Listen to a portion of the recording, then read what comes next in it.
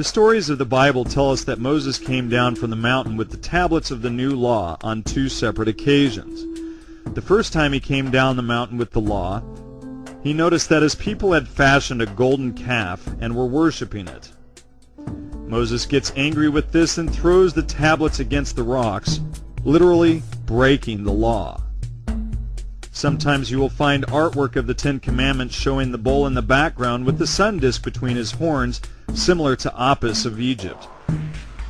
When Moses and the Jews are blowing the shofar to the heavens in praise, they are using a ram's horn. They are worshiping their Lord by the use of the ram. Moses is often depicted with horns coming out of his head as a representation of Aries, the ram. This head of Moses resembles that of biblical tradition, and biblical tradition reflects the old mystery schools. The wrinkled face and heavy eyebrows, the forehead bearing horns in accordance with the tradition of the mystery play actors. In other words, the story of the sun and stars was kept alive in the mystery schools.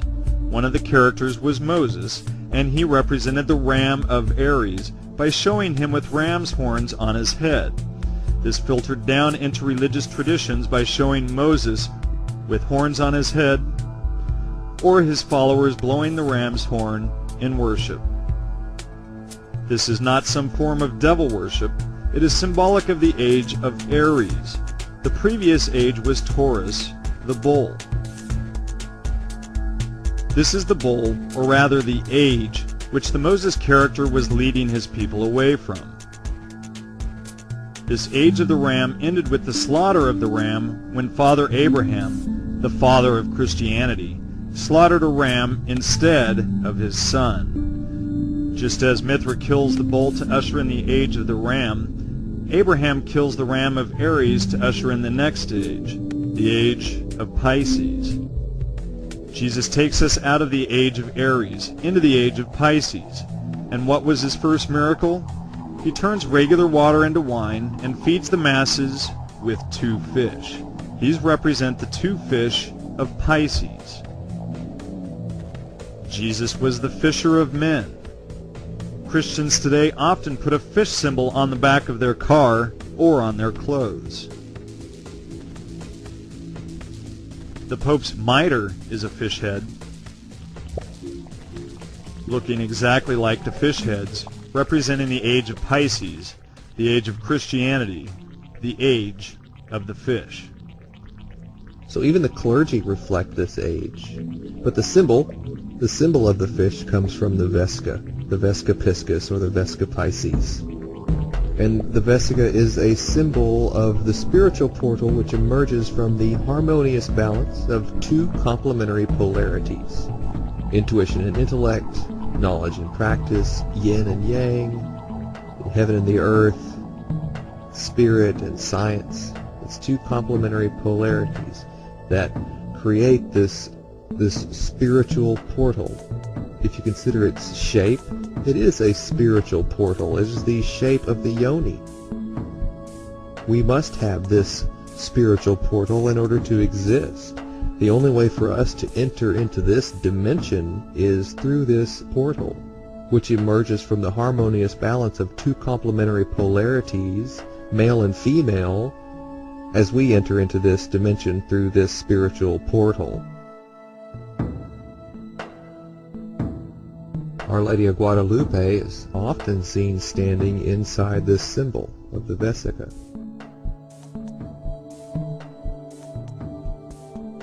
Pagan traditions will have people being drawn through this symbol, physically drawn through this symbol, as they are said to have been born again, born into this cult or into this family. So just to bring a close to the talk of ages and becoming to the end of an age, in Matthew 28:20, Jesus says that I am with you always, to the very end of the age.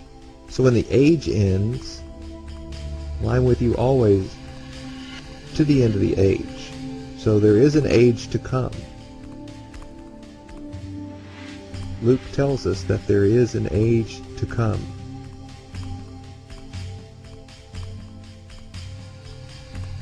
In the age and in the world which are to come.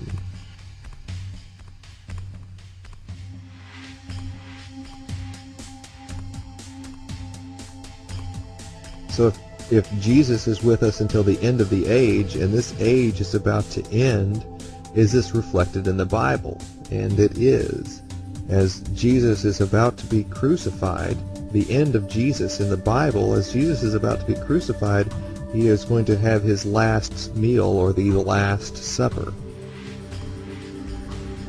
And the day came of the unleavened bread on which the Passover lamb had to be sacrificed. And Jesus sent Peter and John, saying, "Go make preparations for us to eat the Passover.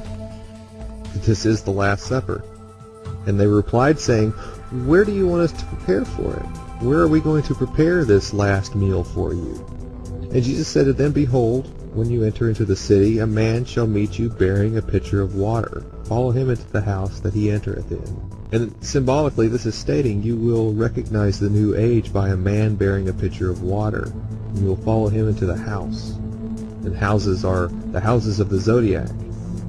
So this house is represented by a man bearing a pitcher of water, and that's exactly what the age of Aquarius is the man with the water pitcher.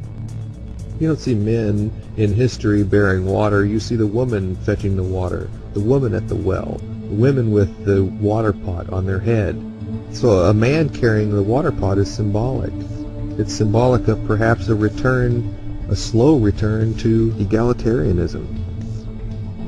Abraham was going to stab his son, but instead he ends up stabbing the ram. Just as Mithra was stabbing the bull and Jesus was stabbed on the cross. When Jesus was stabbed on the cross, his blood was collected in a cup. This cup has been a long sought after treasure for many people all throughout the ages. And we're going to talk about this cup. We're going to talk about the body and the blood now. And this is a good segue into communion, where Christians will participate in a ritual, a blood drinking ritual, a mock blood drinking and flesh eating ritual. And this is why they do this, is because of the verse in the Bible. And as they were eating it, Jesus took bread and he blessed it. And he broke it and he gave it to his disciples and said, "Take and eat. This is my body." And he took a cup, and when he had given thanks, he gave it to them and said, "Drink of it, all of you.